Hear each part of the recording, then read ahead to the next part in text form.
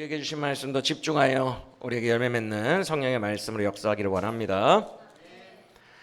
우리는 지난 시간에 7장 전체와 8장 초반부에 있는 칠병이어 기적까지 8장 10절까지 있었죠. 칠병이어 기적까지 전체가 4개의 단락인데 전체가 사실 하나의 주제를 말씀하는 이야기 단락임을 배웠습니다.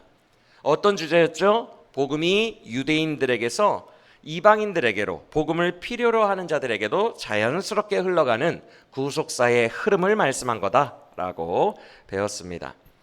그렇게 8장 1절 이하에서 1절부터 10절에서 칠병이어로 이방인들 4,000명을 먹이신 예수님은 10절을 보시면 우리가 지난 시간에 살펴봤지만 다시 유대인들의 거주지로 돌아오십니다. 맞아요?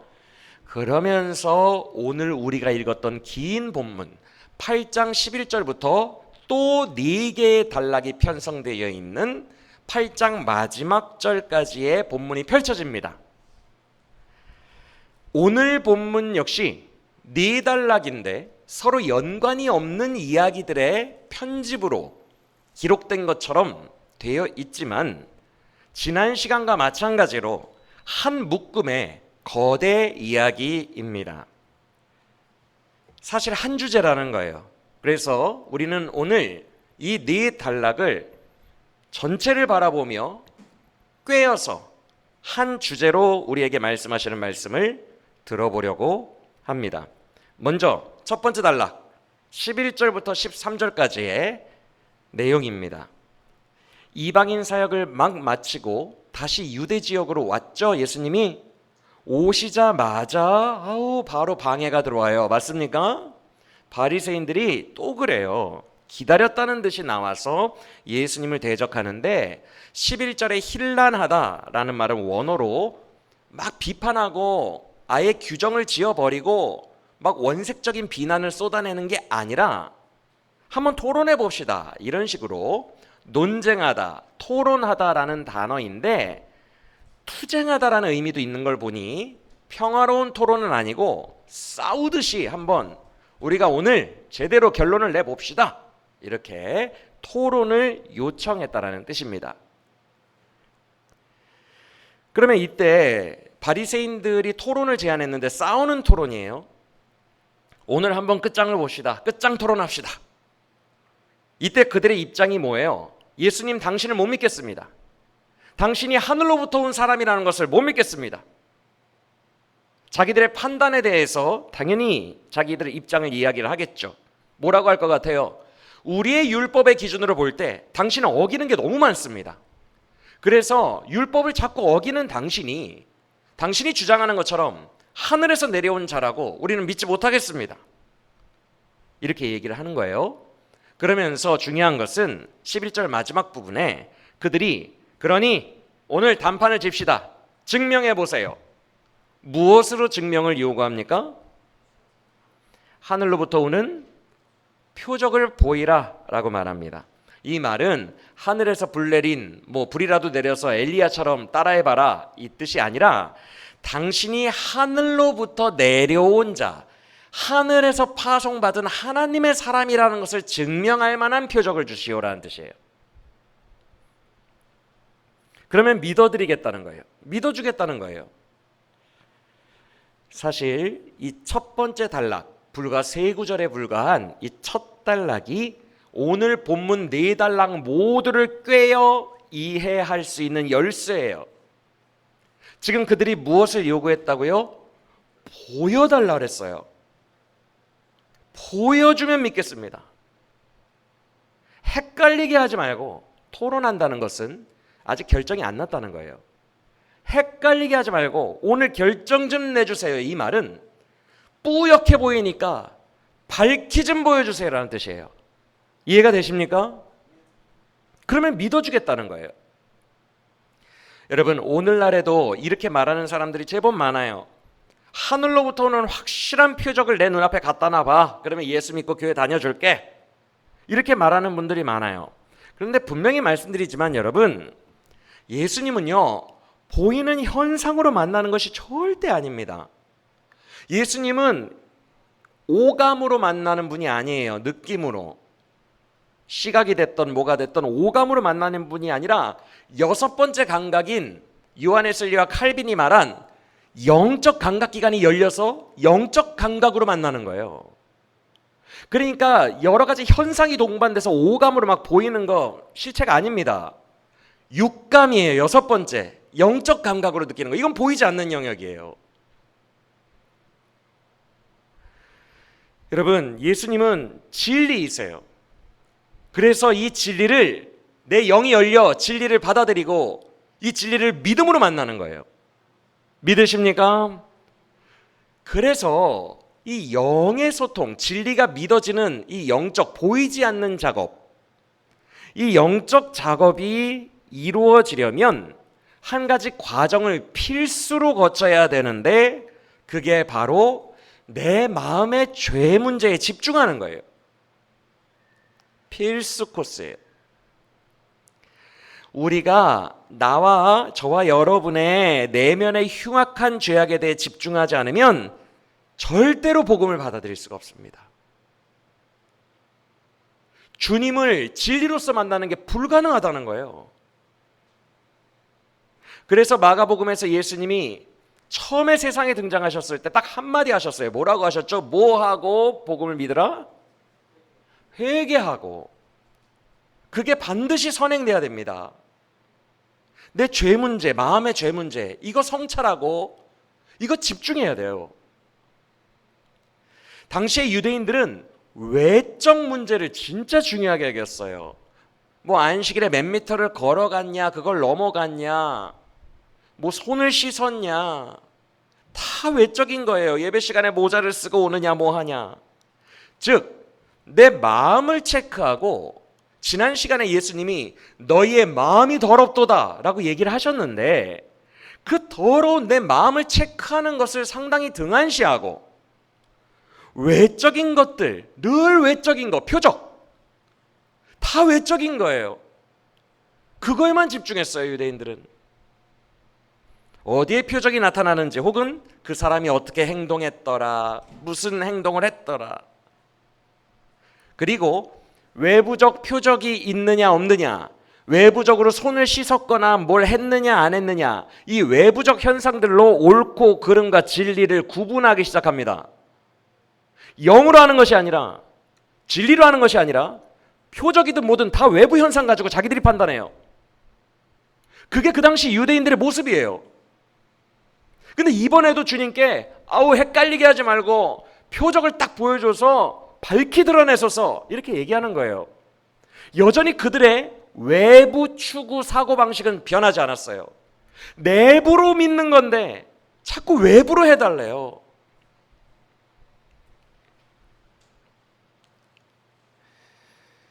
여러분, 문제는 본인들만 그런 고집을 가지고 있으면 좋은데 그걸 백성들에게 바리새인들이 교사와 선생으로서 가르쳤다는 거예요. 자기들의 교훈을. 그런데 앞서 말씀드린 것처럼 외부로 접근하면 절대 못 만납니다. 첫 회심 때도 그 방식으로는 못 만나고요. 회심 이후의 성화의 단계, 우리의 삶의 단계에서도 외부 방식으로는 절대 못 만납니다. 절대. 제 경험상 은혜를 받은 적이 이렇게 삶의 곳곳에 있는데 단 한 번도 외부 요인으로 은혜 받은 적이 없어요. 단 한 번도. 여기에서부터 출발했어요. 마음을 쏟아놓고. 여러분, 내면으로 접근해야 되고 내면에 집중해야 돼요. 더 정확하게 말씀드리면 내 내면 깊은 곳에 뿌리 내리고 있는 나의 원죄, 그 흉악한 내 모습, 내 그 마음, 흉악한 마음으로부터, 지옥 불길과 같은 마음으로부터 뿜어져 나오는 수많은 더러운 말들, 독소가 가득한 말들, 옆 사람들 죽이는 말들, 가족들 죽이는 말들, 그리고 수많은 더러운 행동들, 여기에 집중해야 돼요. 왜 나에게서는 이런 행동과 말밖에 안 나오지? 악독이 가득한 것밖에 왜 안 나오지? 왜 더러운 것들밖에 안 나오지? 마음이 더러우니까. 그래서 이걸로 주님을 만나야 돼요. 밖에서 천지개벽이 일어나고 벼락이 떨어져도 이거 안 바뀌면 의미가 없어요. 표적을 100개를 보여줘도 내 마음 안 변하면 가족은 계속 울어요. 내가 계속 악인인 상태로 있으면 이거 안 변하면 표적 100개를 경험해도 안 된다고요. 이걸 경험하고 여기가 바뀌어야 돼요. 그래야 나도 살고 주변도 살아요. 맞습니까?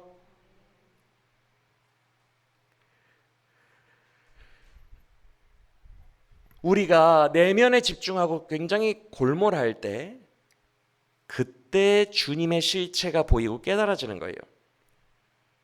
지금 표적을 보여달라는 그 유대인들의 말에 주님이 답답하셨을 거예요. 왜? 말씀드릴게요. 눈이 타락한 자들이, 귀가 타락한 자들이, 생각이 타락한 자들이 표적을 보여준다 한들 타락으로 소화하고 타락으로 소화하고 타락으로 생각할 것 아닙니까? 어차피 타락한 자들에게 외부 현상을 보여줘 봐야 해석은 자기가 할 거 아니에요. 얼마나 무의미한 일이에요. 어차피 타락한 귀로 들어봐야 뭐예요? 타락한 눈으로 백날 봐봐야 뭐예요?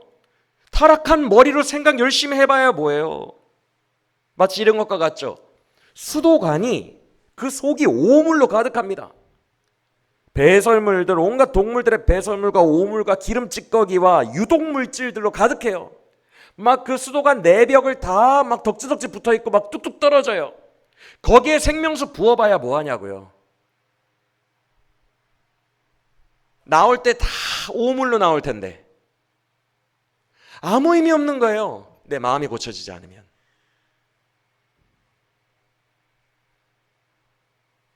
오히려 마음이 교만하고 마음이 막 악독한 상태에서 마음이 전혀 고쳐지지 않은 데서 막 기적을 체험하고 하면 이걸로 막 자랑하기 시작하죠. 돈을 벌기 시작하죠. 악한 도구가 되는 거예요. 주님이 이거 하겠습니까? 예수님이 12절에서 표적 보여달라는 그들에게 깊은 탄식을 마음에 하셨대요. 진짜 깝깝한 거예요. 어쩜 이렇게 깝깝한 소리만 하느냐. 표적을 보여주면 믿겠다고. 그들의 모든 감각기관이 다 닫혀 있어도 이렇게 닫혀 있을 수가 없어요. 둔해져도 이렇게 둔해질 수가 없어요. 답이 없어요. 완전히 다 닫혀 있어요.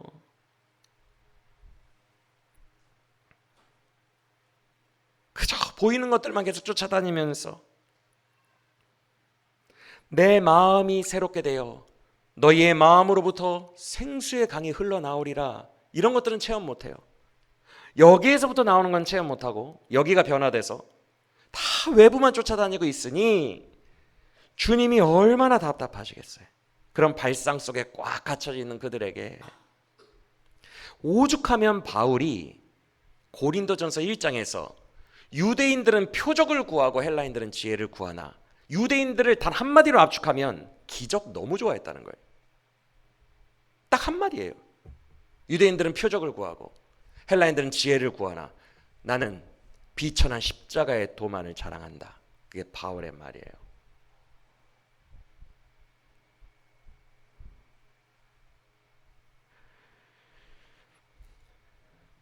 외부의 것을 우리가 집중하는 순간부터 주님과 점점 더 멀어집니다.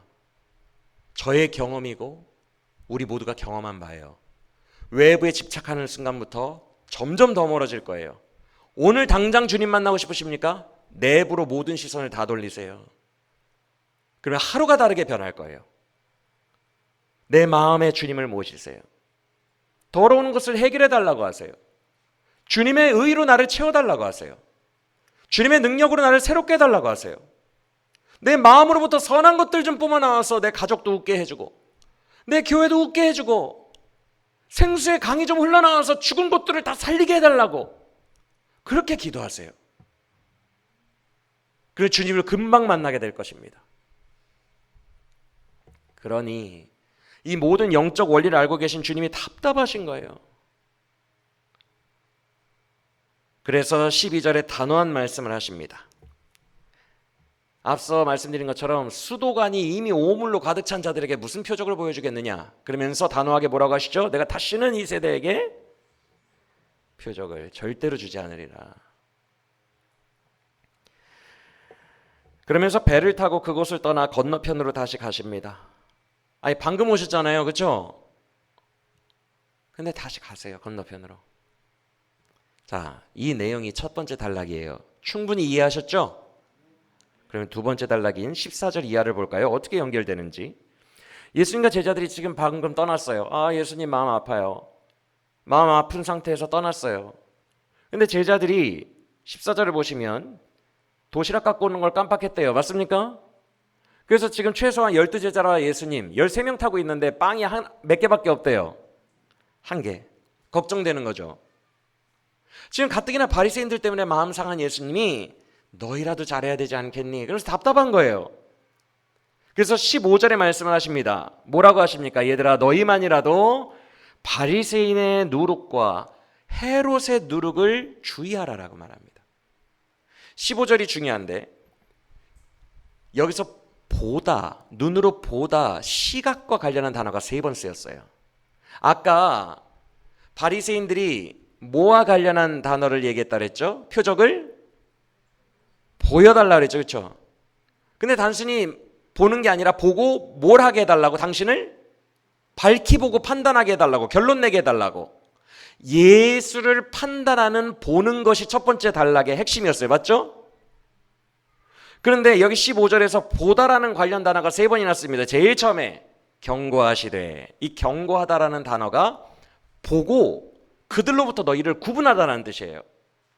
보고 보이면 바로 피해라, 구분해라, 이런 뜻이거든요. 그리고 삼가라는 단어 있죠. 이 삼가라는 단어가 학교에서 선생님이 주목하실 때 그 주목이라는 단어예요. 봐, 이 뜻입니다. 그리고 마지막에 주의하라, 이 단어가 제일 중요한데 보다라는 의미를 담은 단어인데 사전을 보니까 단순히 보는 행동보다 눈의 기능을 더 강조하는 단어이기에 주로 쓰일 때에 눈 멀다의 반대말로 쓰입니다 라고 돼 있어요. 즉 눈이 기능을 하느냐 못하느냐, 눈이 멀었느냐 밝히 보고 있느냐, 그런 눈의 기능을 이야기할 때 주로 쓰는 단어로서 나아가 무언가를 간파해내다, 통찰해내다라는 뜻으로까지 쓰입니다 라고 사전에 되어 있어요. 이해가 되십니까? 그러니까 지금 계속 눈과 관련한 얘기인데, 눈이 멀어 주님을 간파하지 못하는 자와 눈을 뜨고 주님을 간파하는 자의 이야기가 지금 진행되고 있다는 거예요. 15절에서 주님이 하고자 하는 말씀은 뭐예요?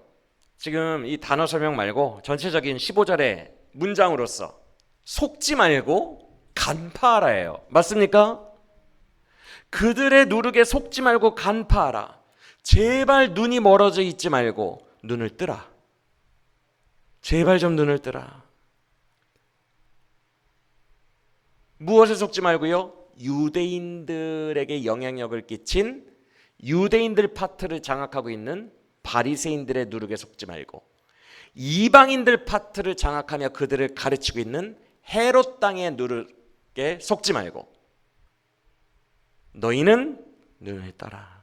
이 음란하고 악한 세대 가운데서 제대로 밝히보라 라고 안타까워서 말씀하시는 거예요. 이해가 되십니까? 그런데 역시 우리 복음서에서의 제자들은 우리들에게 희망을 주죠. 왜 희망을 줘요? 잘난 모습을 보여줘서 못난 모습을 보여줘서, 못난 모습을 늘 보여주니까 아이고 나에게도 소망이 있구나. 우리를 격려해 주시는 분들 12분이에요. 맞습니까? 그 분들이 지금 예수님의 이 안타까운 너희는 제발 눈을 좀 떠라 라고 말씀하시는 이 교훈을 알아들어요? 못 알아들어요? 못 알아들어요. 그래서 16절에서 수근거리다는 서로 회의하다라는, 심각하게 회의하다라는 단어거든요. 그러니까 조용히 심각하게 회의하는 거예요. 야, 예수님 왜 저러셔? 아마 우리가 떡 모르고 못 챙긴 거 그거 얘기하시는 거 아니야? 이렇게 수근거린 거예요. 맞습니까? 지금 나 먹고 사는 문제 떡 얘기하시는 것 같아. 아우 그거 못 챙겨서 어쩌지? 그러자 17절과 18절에서 주님이 아주 중요한 말씀을 하십니다. 뭐라고 하세요? 17절에서 아직도 너희가 알지도 못하고 깨닫지도 못하고 너희 마음이 왜 이렇게 둔하느냐 하더니 18절이 정말 중요합니다. 7장 8장 전체를 아우르는 핵심 구절이에요. 18절에서 뭐라고 하십니까? 너희가 보는 능력도 상실하였고 듣는 능력도 상실하였고 나와 함께 그렇게 많이 돌아다녔는데 나에 대해 기억하는 능력을 상실했구나. 눈과 귀의 능력 상실에 대해서 말씀하십니다. 맞습니까? 자, 이 18절을 중심으로 앞뒤 구조를 봅시다. 먼저 앞으로 가서 듣는 능력이 상실된 자를 고쳐주시는 장면을 찾아봅시다. 우리가 지난 시간에 배웠던 7장 31절 이하에서 귀 먹었기 때문에 말도 떠듬떠듬 잘 못하는 사람, 이런 사람을 고쳐주십니다. 맞습니까? 그의 특징이 뭐죠? 닫혀 있어요. 완전히 닫혀 있어요. 꽉 막혀서 답답해요. 정말 너무 답답해요. 그래서 예수님이 불쌍히 여기시고 탄식하시면서 하늘을 우러러 열려라 라고 말씀하십니다. 그게 에바다예요. 맞습니까? 얼마나 닫혀 있었으면, 세상에 얼마나 심각하게 닫혀 있었으면 예수님이 탄식하시면서 하늘을 우러러서 제발 열려라 라고 말씀하셔야 열려요. 그게 이 음란하고 악한 세대의 모습이라고요. 듣는 능력이 상실됐어요. 앞부분에서는 듣는 능력이 상실된 자를 침으로 고쳐주시더니 뒤로 가봅시다. 오늘 본문의 세 번째 단락인 8장 23절에서 이번에는 어느 능력이 상실된 자를 고쳐주세요? 시력 상실된 자를 고쳐주십니다. 똑같이 침으로 고쳐주세요. 지금 이 패역한 세대를 상징하는 앞뒤 두 사람을 상징적으로 고쳐주신 거라고요. 얼마나 닫혀 있었는지 심각한 지경이에요. 앞사람은 너무 심각해서 예수님이 외칠 정도였고 탄식하실 정도였고, 뒷사람은 너무 심각해가지고 한 번에 안 고쳐집니다. 읽어보세요. 맞습니까? 이게 이 세대예요.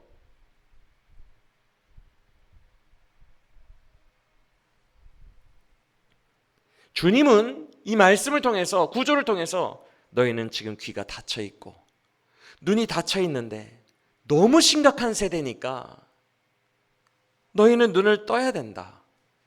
바리새인의 누룩에 속지 말고 헤롯 땅의 누룩에 속지 말고 너희는 간파해야 되고 통찰해야 된다 라고 말씀하시는 거예요. 그러면 이제 여기까지 흐름을 설명해 드렸으면 오늘 본문의 전체 구조와 흐름이 어느 정도 보이시죠? 안 보이십니까? 보이시죠? 눈이 멀고 귀가 머니 패역한 세대에서 너희들만큼은 귀가 열리고 눈이 열려서 예수의 복음에 대해 밝히 보고 밝히 들으라는 거예요. 그래서 앞서 두 기적 이야기에 동일하게 써진 굳이 표현한 표현이 있어요. 앞부분 기적을 보면 7장 35절에서 그의 말이 분명해졌다라고 돼 있어요. 그냥 고쳐졌더라 하면 되는데 뭔가 모호하던 것이 분명해졌어요. 맞습니까? 그럼 뒷기적의 표현을 볼까요? 8장 25절 마지막을 보면 그가 그냥 다 보았더라가 아니라 밝히 보았더라라고 돼 있어요. 역시 잘 뿌옇고 잘 헷갈리고 이런 상황에서 양쪽 모두 다 열리는데 이제는 밝히 예수님의 복음을 보는 지경까지 뚫렸다는 거예요. 열렸다는 거예요. 이해가 되십니까? 이게 제자들과 우리를 향한 예수님의 소망이에요, 여러분. 오늘날 이 세대도 똑같아요. 외부 기적 되게 좋아해요, 한국교회. 외부의 현상 고쳐주고 자녀 서울대 가게 하고 돈 벌게 하고 암 떨어지는 거 되게 좋아해요. 만연해 있어요. 칭찬받는 거 좋아하고 인정받는 거 좋아하고 잘난 척하는 거 좋아해요. 얼마나 꽉 닫혀져 있는지 예수님을 잘 못 봐요. 그런 이 세대 가운데, 이 음란하고 패역하고 악한 세대 가운데에 너희들만큼은 내가 소망하노니 밝히 보고 밝히 듣기를 원한다. 우리가 그렇게 되길 원합니다. 자, 그렇다면 유대인들 교육 담당자인 바리새인들의 누룩과 이방인들 교육 담당자인 헤롯 땅의 누룩, 이 누룩은 뭘까? 교훈입니다. 그들이 가르쳤던 교훈. 어떻게 그렇게 할 수 있어요? 마태복음에 똑같은 병행 구절이 있는데 마태복음에는 그들의 교훈을 주의하라라고 아예 그냥 주님이 말씀을 하셔서 그래요. 이거는 그냥 교훈이에요. 그들이 영향력을 끼치고 있는 거예요. 각 민족에게. 이쪽은 유대인, 이쪽은 이방인들에게. 그러면 교훈이 누룩이라면, 누룩이 교훈이라면 주님이 그냥 교훈이라고 하지 않고 왜 누룩이라는 비유법을 쓰셨을까요? 누룩에는 네 가지 특징이 있어요. 첫째, 부풀어 오르는 특성이 있습니다. 맞습니까? 소량만 넣어도 막 부풀어 오르고 막 크게 만들죠. 뭔가 있어 보이게 만드는데 사실 속은 뻥 뚫렸죠. 손으로 꾹 눌러보면 다시 옛날 모양 나오죠. 그렇죠? 부풀어 오르는 느낌이 있기 때문에 인기몰이를 해요. 있어 보여요. 많은 사람들이 그들의 가르침을 쫓아가는 것이 인기몰이, 부풀어 오르는 느낌 때문에 그래요. 과장되죠. 그런데 방금 말씀드렸지만 사실 속으로 들어가 보면 별거 없어요. 가짜예요. 왜? 눌러보면 옛날 규격이 나오니까. 즉 부피만 확장시켰지 밀가루 반죽의 질량은 그대로라는 거예요. 이해가 되십니까? 가짜죠. 속이는 거죠. 있어 보이는 척, 거기에 뭐 생명이라도 있는 척, 진리가 있는 척 속이는 거예요. 그게 그들의 교훈이에요. 누룩의 두 번째 특징은 맛있어요. 여러분, 밀가루 반죽 그냥 구워가지고 드시는 무교병과 누룩을 넣어가지고 이렇게 톰톰하게 이렇게 해먹는 빵과, 배고프시죠? 빵과 뭐 먹겠어요? 여러분 같으면.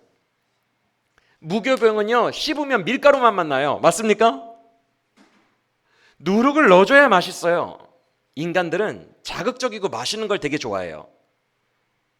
그래서 그런 자들의 교훈을 귀에 쏙쏙 듣습니다. 쫓아갑니다. 혹하니까 우르르 쫓아가는 거예요. 주님이 말씀하시는 것처럼 시체가 많은 곳에 독수리들이 꼬이느니라. 가짜들, 죽음이 있는 곳에 독수리들이 우르르 모이는 거예요. 왜? 재밌으니까, 달콤하니까, 자극적이니까. 근데 우리 예수님은 무교병이에요. 아우 재미없어요. 심심해요. 소금간도 안 친 것 같아요. 그냥 순수하기만 해요. 맞습니까?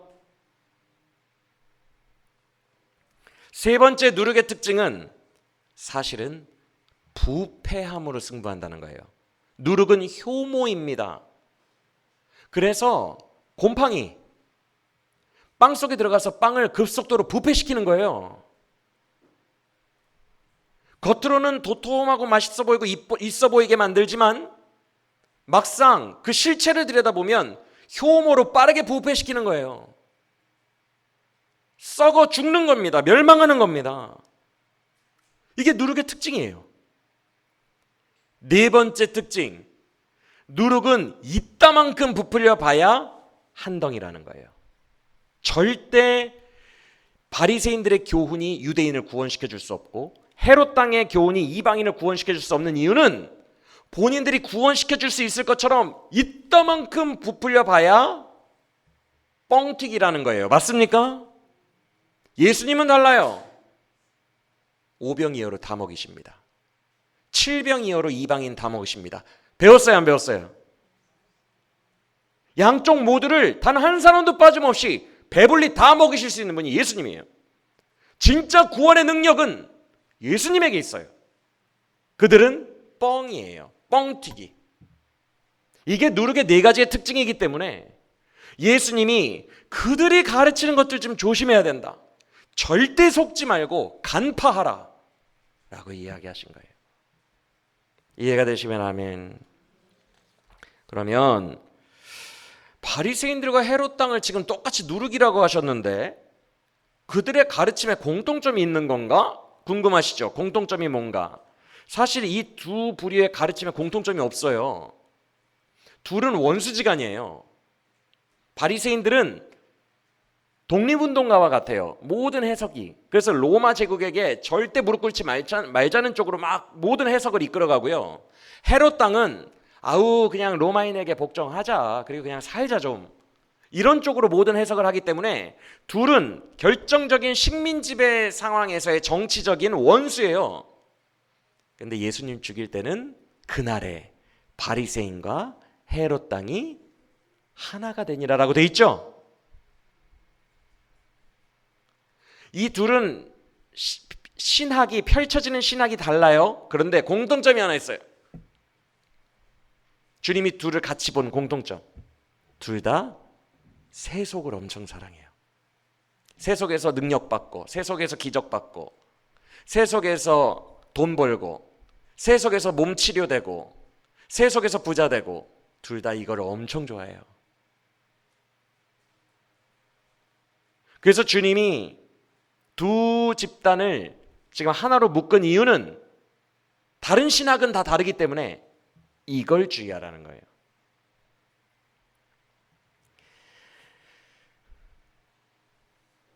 정확하게 말씀드리면 바리새인 쪽은 이 땅에서의 표적과 능력을 엄청 중시했고요. 이 땅에서 외식하는 것을 되게 잘했다 그랬죠. 외식이 뭐예요? 연기하는 거예요. 내가 멋진 사람으로 보이려고 애쓰는 것을 외식이라고 합니다. 즉 칭찬받고 잘난 척하고 막 존경받고 이런 거 되게 좋아했다는 거예요. 그래서 예수님이 대놓고 말씀하시죠. 누가복음에서는 그들은 시장터에서 존경받으려고 아주 옷깃을 길게 늘어뜨리고 천천히 걷는 걸 되게 좋아하는 집단이라고. 칭찬 이런 거 너무 탐하는, 이 세상에서만 떵떵거리고 영광받으면서 박수받으면서 사는 거 되게 좋아하는, 그러니까 표적을 구하죠. 잘난 척하기 딱 좋으니까. 그게 바리새인이에요. 그러면 헤롯 당은요, 아우 그냥 로마에게 충성해서 뭐하러 싸워, 이 한 세상 부귀 영화를 누리고 누리자, 쾌락, 그냥 떵떵거리면서 살자, 암덩어리가 치료되고 그냥 부하게 살고 세계 일주 여행 다니고 외제차 5대씩 사고 그렇게 행복하게 살자. 둘 다 분야는 달라도 한쪽은 이 땅에서의 명예, 칭찬, 잘난 척, 능력 이것 쪽이고 한쪽은 돈, 쾌락, 누림 이쪽이지만 둘 다 공통적으로 저 땅에는 관심이 없어요. 천국에는. 이 땅에서 다 누리고 죽어야 돼. 이 땅에서 최대한 행복하게 살아야 돼. 이게 누룩이에요.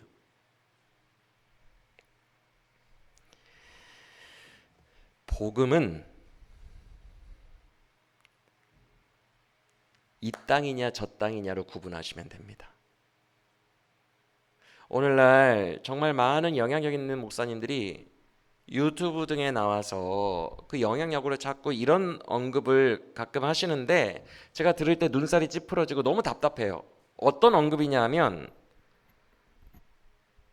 여러분 기독교가요 결국 천국 가려고 존재하는 게 아니에요. 이 땅에서, 이 땅이 중요해요. 이 땅에서 예수의 영광을 드러내고 이 땅에서 능력받아서 능력 있게 살고 사람들을 구원하고 말이죠. 그렇게 살아야 되지 않겠습니까? 꼭 천국만 바라보지 말고 이 땅을 바라보세요. 저는 이런 말 너무 싫어해요. 왜 그러냐면, 왜 그분들이 이런 말을 하는 줄 알아요. 구원파처럼 천국은 따놓은 당상이고 대충 살자, 아무렇게나 살자, 이게 걱정돼서 하는 말인 건 알아요. 그런데 포인트를 잘못 짚었어요. 지금 미분적분은 하나도 못하고 있고 방정식은 잘하는 아이한테 반대로 가르치고 있는 거예요. 이 세대는 그렇게 가르치면 안 돼요. 안 그래도 지금 이 땅에 너무 좋아하고 있는데 절대 그렇게 가르치면 안 돼요.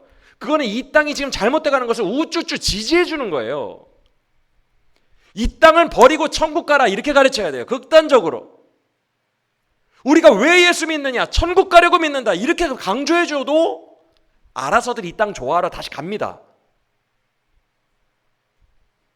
제가 그래서 영향력 있는 유명한 목사님들이 그런 얘기하면 막 너무 화가 나요. 왜 이렇게 이 세대를 못 보나? 그냥 가만히 놔둬도 알아서 부귀영화 다 좋아하고 알아서 다 하는데.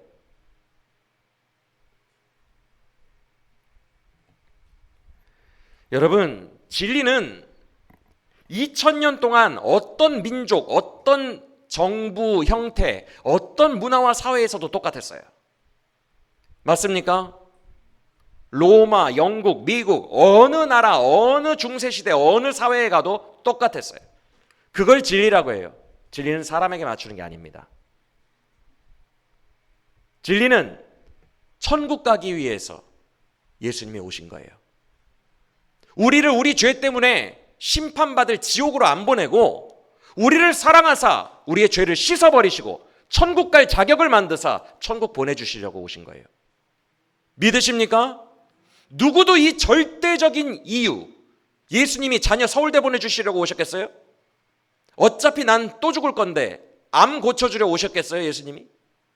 또 걸릴 텐데. 예수님이 오신 진짜 궁극적 이유를 그 누구도 부정하지 못할 것입니다.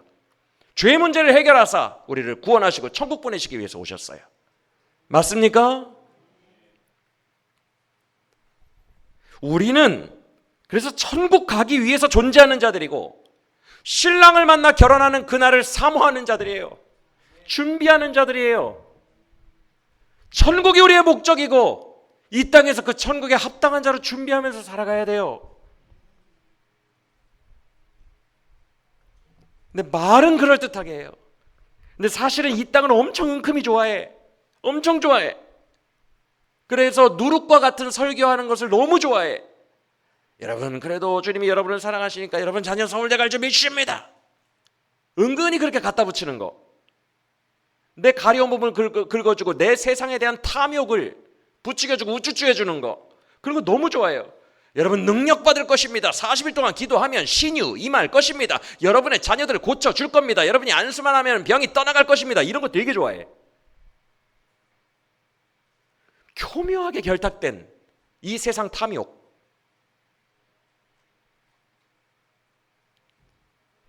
여러분 우리는 그러면 안 돼요. 그거 다 썩어질 누룩과 같은 뻥튀기예요. 우리는 거기에 집중하면 안 되고 하나님을 믿는다고 하면서 세상을 은큼히 사랑하고 있는 가증한 일을 행하면 안 된다는 거예요. 철저하게 이 땅에서 암이 떨어지든 말든 어차피 또 걸려서 또 죽으니까 철저하게 천국만을 바라봐야 돼요. 이 땅에서 자녀가 서울대를 가든 무슨 대를 가든 나는 상관없어요. 천국을 바라보는 거예요. 그것이 기독교인의 정신입니다. 믿으십니까? 그래서 우리는 이 땅에 내 자녀가 서울대 못 갔어.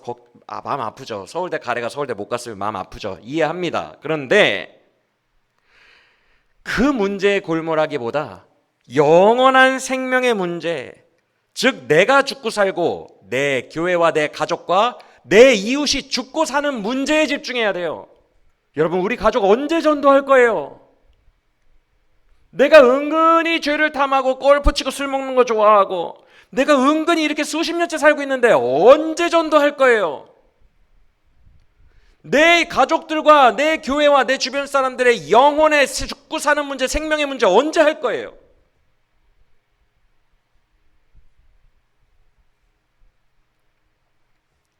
이렇게 얘기하시는 분들도 있어요. 아우 목사님 천국을 지금 시대가 어느 시대인데 천국은요 목사님 공간적으로도 다른 공간이고요 시간적으로도 미래적인 곳이에요. 이걸 어떻게 지금 감정이입을 해가지고 나는 이 공간과 이 시간에 살고 있는데 저기 있는 걸 어떻게 끌어와가지고 막 금으로 도배되어 있는 천국을 상상할까요? 뭐 그렇게 사모하면 돼요? 그게 되나요? 이거 망상 아닌가요? 잘 들으세요. 천국은 누누이 말씀드렸지만 성경에 기록되어 있지 않아요. 구체적인 묘사가 감춰져 있어요. 그래서 수많은 오늘날의 가짜 사역자들이 자기 천국 갔다 왔다고 인사체험했다고 내가 천국에서 천국에 못 올라온 내가 목사들을 봤다고, 그 사람들의 특징이 뭔 줄 아냐고 이렇게 가르치는데 다 가짜예요. 주님은 천국을 비밀로 감추셨습니다. 성경에서 감추셨는데 그 사람들에게는 보여줬다고요? 말도 안 되죠. 자기가 주인공 되려고 하는 거죠. 감추셨어요. 그럼 감춘 천국을 지금 어떻게 소망하냐고요? 방법을 알려드릴게요. 저 멀리 시간과 공간이 분리된 곳을 지금 망상한다고 해서 얼마나 마음에 와닿겠습니까? 천국을 품는 것은 그걸로 품는 게 아니라 내 마음에 있는 지옥으로 품는 거예요. 내 마음에 지옥불로 불타고 있는 수많은 죄악들, 여기에 묵상할 때 천국이 가까이 오는 거예요. 반드시 기독교는 죄로 출발합니다. 창세기 1, 2장 제일 앞에 2장과 요한계시록 제일 끝에 2장 빼놓고는 다 인간의 타락과 죄 이야기예요. 우리의 경전이에요. 우리의 경전에 수천 페이지가 인간의 죄 이야기로 가득 차 있어요. 왜? 죄로부터 출발하라는 거예요. 네 죄를 묵상하면 천국이 보이고 보혈이 보인다는 거예요. 무조건 우리의 내면으로 출발하는 거예요. 여기서 시작하는 거예요. 천국은. 임사체험으로 천국이 느껴질 것 같습니까? 내 내면에 도사리고 있는 지옥불길 같은 죄들에 심각하게 집중하다 보면 보혈을 지나 나에게 영생 주신 천국이 가까이 오는 거예요. 천국으로 하도다. 이 찬양도 가사의 내용을 보면 뭐 천국을 갔다 온 게 아니에요. 보혈을 통과해 보니, 죄사함 받아 보니 내 삶이 천국으로 화하도다. 반드시 죄 문제 속에 있어요.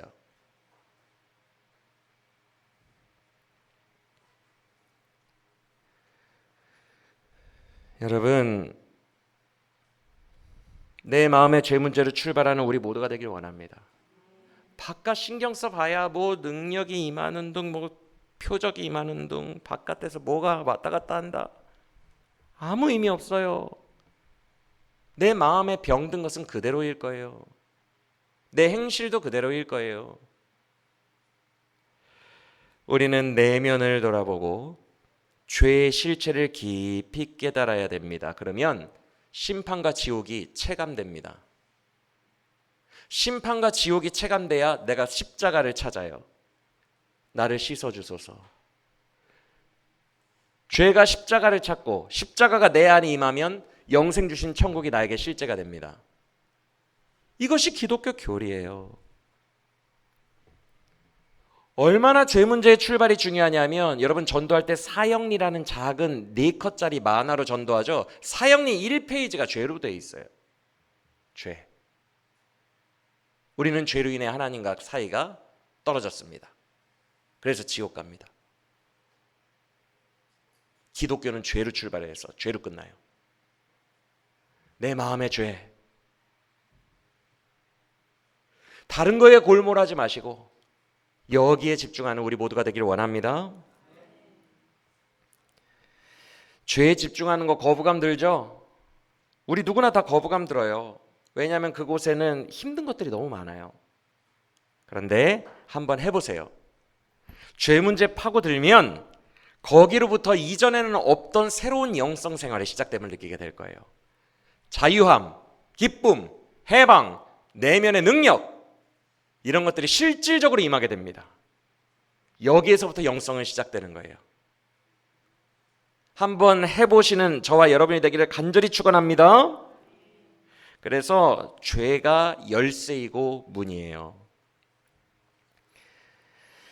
그래서 여러분, 교회 와서 맨날 남 탓하고 있어봐야 변화가 1%도 안 됩니다.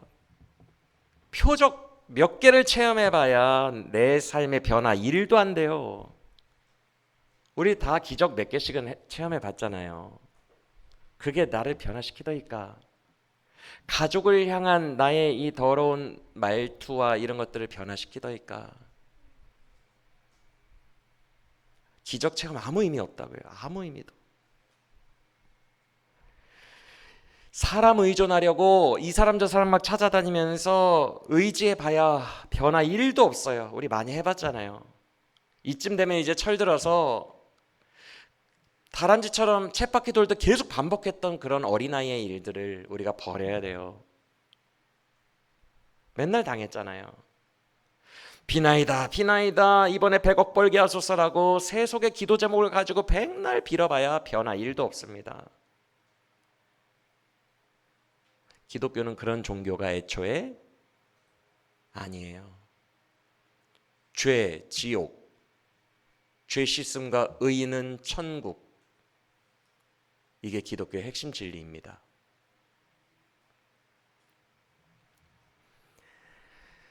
죄 때문에 처절하게 심판당에 마땅한 나를 살리사 영생 천국으로 인도하는 것이 기독교고, 우리는 이것을 위해 살고 오직 이것이 우리의 보화이며 이것이 나의 보배로운 가치임을 믿으시길 바랍니다.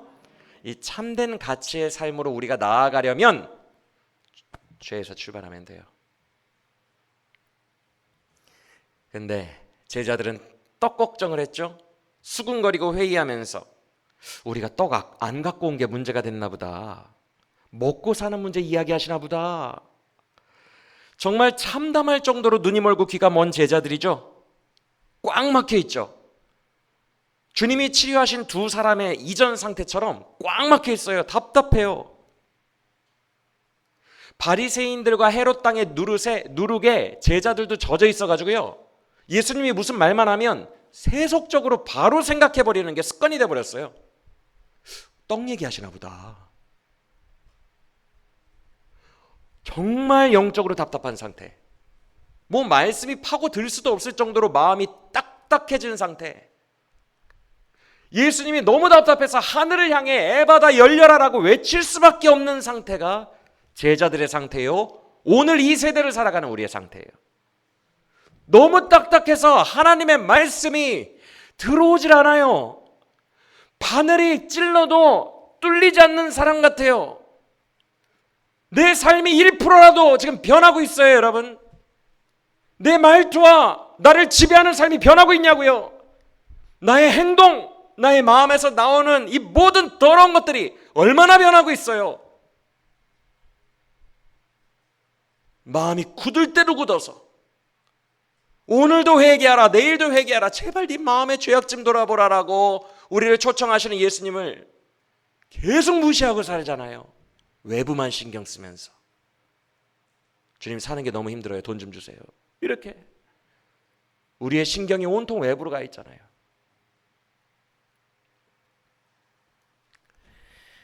그런 제자들에게 주님이 19절과 20절에서 뭐라고 하십니까? 주님이 뭐라고 하시죠? 그들의 누룩이 5,000명 4,000명에게 생명을 주었느냐? 실질적으로 생명을 줄 수 있었느냐? 유대인 담당자인 바리새인들의 누룩은 아무리 부풀어도 5,000명 못 먹인다. 헤롯 땅의 누룩도 마찬가지다. 아무리 부풀려 봐야 안 된다. 그러나 온 세상을 구원하실 진짜 생명의 능력은 예수 복음 안에만 있고, 나는 그들이 해내지 못하는 5,000명을 먹이고 12광주리가 남아 12지파 모두에게 다 먹일 수 있을 만큼의 강력한 구원의 능력을 내가 가지고 있으며, 이방인들 4,000명을 먹이고도 7광주리 온 세계의 이방인들에게 다 먹이고도 남을 만한 능력을 내가 갖고 있느니라 라고 예수님이 말씀하시는 거예요. 할렐루야. 예수 복음 안에 생명이 왔다 갔다 하는 진짜 문제가 있음을 믿으시기 바랍니다.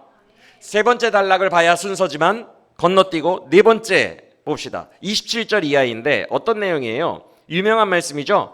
예수님께서 제자들에게 물으십니다. 뭐라고 했어요? 사람들은 나를 보고 어떻게 판단하니? 계속 이 문제예요. 지금 첫 단락부터 바리새인들이 당신을 판단할 수 있게 표적을 보여주소서. 근데 예수님이 지금 물어보시는 거예요, 제자들에게. 사람들이 대개 나를 어떻게 판단하고들 있니? 제자들이 대답합니다. 엘리야라고도 하고요, 뭐 세례 요한이라고도 하고요, 다 가짜죠. 다 오답이에요. 이게 뭘 의미할까요? 이 악하고 패역한 세대가, 이 세대가 예수님을 지금 발견하지 못하고 있다는 거예요. 제대로 간파하지 못하고 있어요. 눈과 귀가 다 닫혀 있어요. 모조리 오답입니다. 그러니까 예수님이 뭐라고 하시죠? 너희는 그럼 나를 뭐라고 하느냐?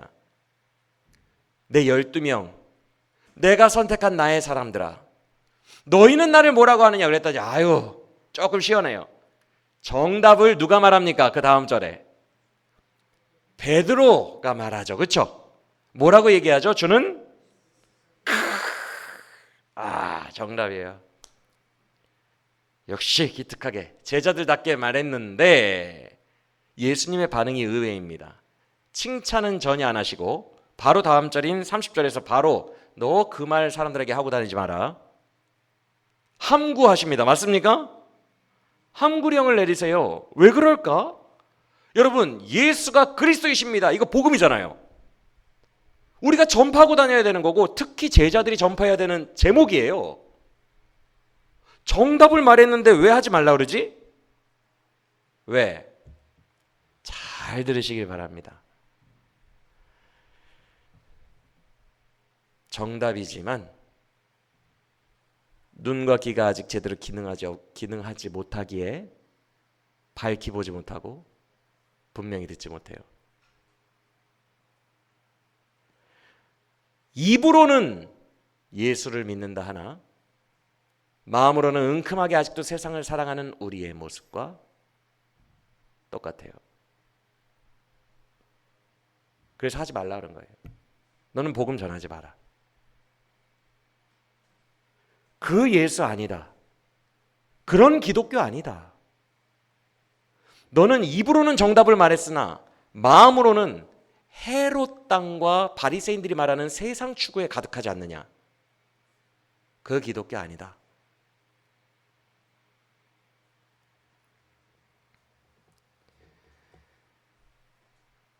그래서 주님은 일단 함구하라 라고 하신 후에 바로 정답을 알려주십니다. 31절이죠. 얘들아, 네가 원하는 그 상승의 기독교, 칭찬받고 돈 벌고 암 떨어지고 이런 상승의 기독교 아니야. 나는 이 땅에 사람들에게 존경받고 막 추앙받고 능력 발휘하려고 온 거 아니야. 31절에 정확하게 말씀하십니다. 나는 되게 비참해지려고 왔어. 나는 고통받으려고 왔어. 나는 낮아지려고 왔어. 나는 사람들에게 가장 멸시, 모멸감을 느끼고 수치감을 느끼는 침뱉음 당하러 왔어. 그러다 죽을 거야. 모조리 발가벗겨져서 십자가 위에서 수치스럽게. 그게 내가 이 땅에 온 목적이야. 이게 기독교야.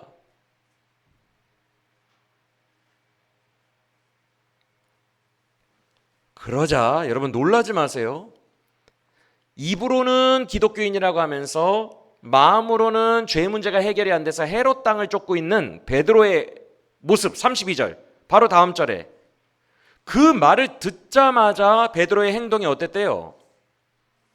놀라운 거예요. 여러분 본색이 드러나는 거거든요. 가짜 기독교인들의 본색이 드러납니다.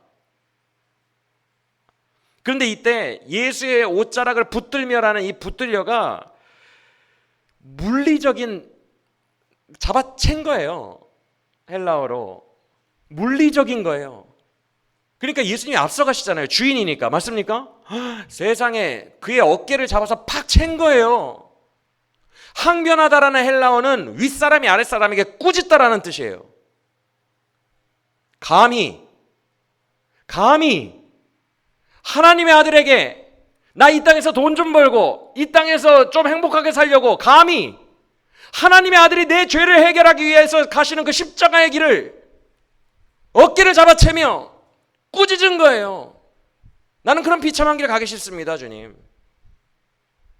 나는 돈 주는 기독교 좋습니다, 주님. 나는 복 받는 기독교 좋습니다, 주님. 그러자 예수님이 바로 다음 절에서 뭐라고 하십니까? 사탄아 물러가라. 내 앞길을 막지 말고 내 뒤로 가라. 너는 하나님의 일을 생각하지 아니하고 인간의 탐욕을 생각하는도다. 맞습니까?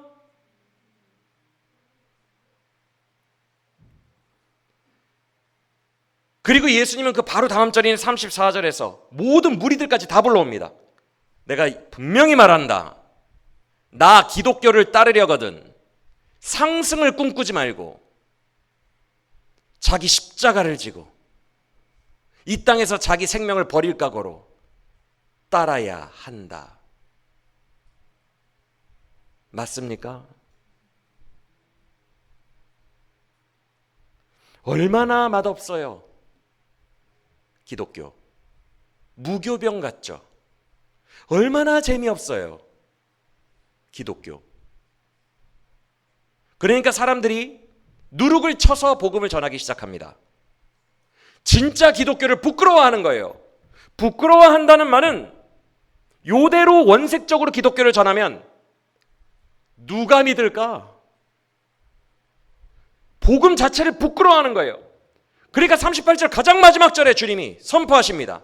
만약 이 패역한 세대들 가운데 수많은 패역한 자들 앞에서 나의 이 복음을 부끄러워하는 자는 내가 다시 오는 날 나도 그를 부끄러워하리라. 여러분, 이거 얼마나 무서운 말이에요. 우리가 천국을 준비해야 되잖아요. 근데 예수 복음을 부끄러워하고 있다고요. 베드로처럼 살고 있다고요.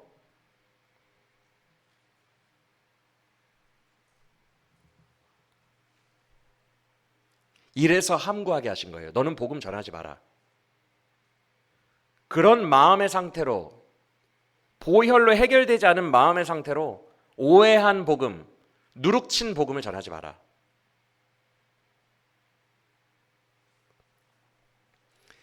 주님은 기독교의 방향성을 분명히 말씀하십니다. 그 방향성은 이것입니다. 네가 이 땅을 포기하면 저 땅을 얻게 될 거야. 그게 35절 이하예요. 제가 35절을 읽어드릴 테니까 눈으로 보세요. 무리들까지 다 모아놓고 기독교는 이거야, 딴소리 하지 마라고 분명히 말씀하십니다. 35절, 누구든지 이 땅에서의 자기 목숨을 구원하고자 하면 저 땅에서의 목숨을 잃을 것이요, 누구든지 나와 기독교 복음을 위하여 이 땅에서의 자기 목숨을 잃으면 저 땅에서의 목숨은 구원하리라. 맞습니까?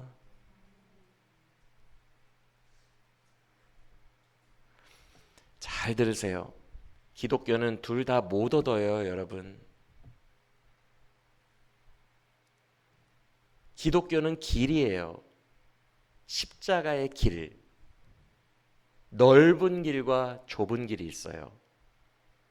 넓은 길은 많은 사람들이 찾아요. 그러나 구원에 이르는 길은 협착하고 좁아 사람들이 잘 가지 않아요. 길이에요. 두 개가 섞일 수 없습니다. 여러분, 천국도 가고 암덩어리도 떨어지고 자녀도 서울대 갈 것이고 돈 10억 벌 겁니다. 둘 다 얻을 수 없어요. 절대.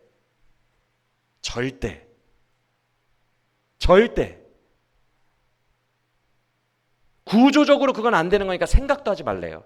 딱 불러놓고 잘 들어. 기독교는 자기 십자가를 지고 이 땅에서 죽지 않으면 저 땅에서의 생명을 얻을 수 없어.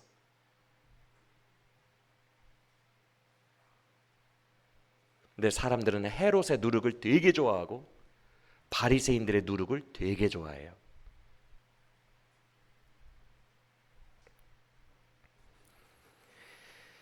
주님은 하나를 택하래. 36절. 뭐가 더 중요한지를 한번 스스로 생각해봐라. 너희가 천하를 다 얻고 수백조를 얻는다 한들 그 돈으로 생명을 살 수 있겠느냐? 이건희도 생명을 사지 못하고 죽었어요. 너희가 그렇게 좋아하는 천하를 얻는다 한들 목숨과 바꾸겠느냐? 이 말은 바꿔서 100조를 가져가도 천국에 못 들어간다. 천국은 돈으로도 못 사요. 그 찬양 아시죠? 근데 그것을 예수님이 주셨어요. 맞습니까? 돈으로도 이 땅에 너희가 그렇게 탐하는 천하를 가지고도 절대로 못 사는 그 목숨을, 영생을 우리 예수님이 우리에게 거저 주셨어요. 무엇이 더 중요하냐는 거예요. 내가 너에게 준 영생을 바꾸지 못하는 이 땅의 천하가 그렇게 중요하냐는 거예요.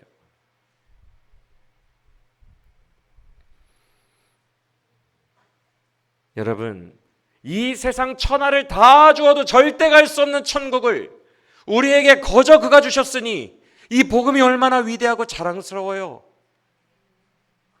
이 복음이 얼마나 고결합니까? 얼마나 가치 있어요. 나와 같은 죄인, 지금도 머저리처럼 주님을 날마다 배신하고 더러운 생각으로 가득하여 나도 내 마음은 어찌할 수 없는 이 죄인을 구원하시겠다고 이 땅에 오셔서 이 땅의 것으로 살 수 없는 영생을 주셨는데 이것이 어찌 가치 있지 않고 이것이 어찌 부끄러운 것이 되겠어요? 맞습니까? 이 복음을 우리가 부끄러워하면 안 돼요. 주님이 모든 것을 다 가지고 우리에게 주신 거예요. 우리가 어떻게 이것을 천하와 바꿉니까, 여러분? 어떻게 이것을 이 땅과 바꿔요? 우리같이 부족한 자들을 구원해내신 그 은혜를 깊이 묵상하며 우리의 마음만큼은 주님 앞에 가까이 하는 참된 신자들이 되시기를 예수님의 이름으로 간절히 축원합니다.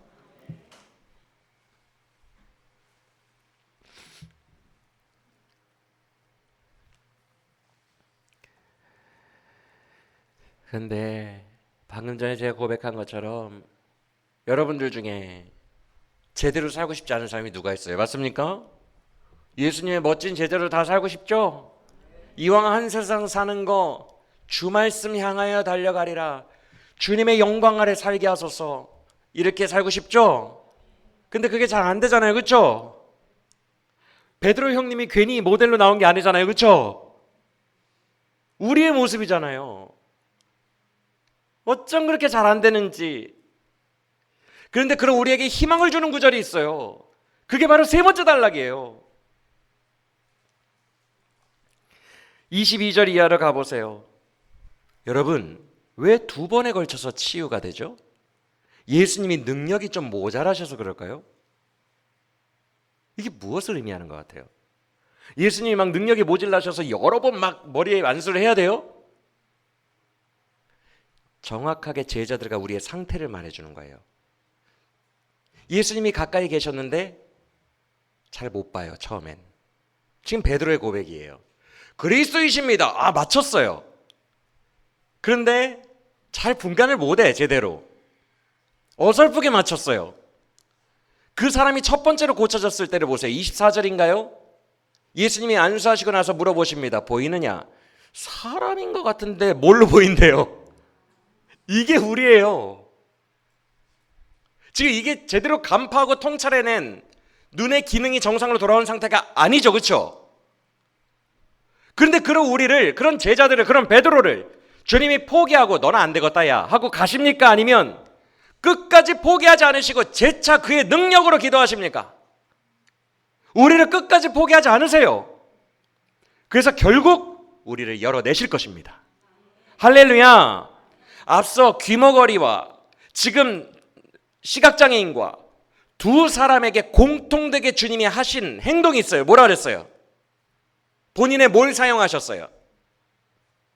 본인에게서 나온 침, 본인의 창조적 능력으로 나온 거, 예수 안에서만 나올 수 있는 거, 예수님만이 공급해 줄 수 있는 생명, 그것으로 두 사람을 치유했어요. 그리고 예수님이 열려라 에바다 하면 그렇게 답답한 나 같은 인간도 열리게 되는 거예요. 할렐루야. 예수님이 하십니다. 안 되잖아요. 오늘 안 되고 얘야 뭐가 보이니? 나무들이 지나갔다 하는데요. 답답한 소리를 하고 있어요. 우리가 그렇게 답답한지라도 주님은 우리를 포기하지 않으시고 열릴 때까지 우리를 돌보시고 양육하시고 그의 능력으로 우리를 세우실 줄 믿으시기 바랍니다. 왜? 너희가 나를 택한 것이 아니요 내가 너희를 택하여 세웠나니. 믿으십니까? 그래서 귀 장애인과 눈 장애인 모두 무리로부터 따로 데리고 나와서 치유하십니다. 우리를 택하여서 주님이 하시는 거예요. 믿으십니까? 주님이 택한 우리는 반드시 그런 삶을 살게 하실 것입니다. 그래서 신랑을 기다렸던 5 지혜로운 처녀처럼 이 땅에 누르게 현혹되지 아니하고 점점 눈이 밝아져서 예수 그리스도의 복음을 점점 밝히 보고 성숙하여져서 내 마음에 천국을 두고 천국 사모하며 살아가는 진정한 기독교인들이 되게 하실 줄 믿습니다.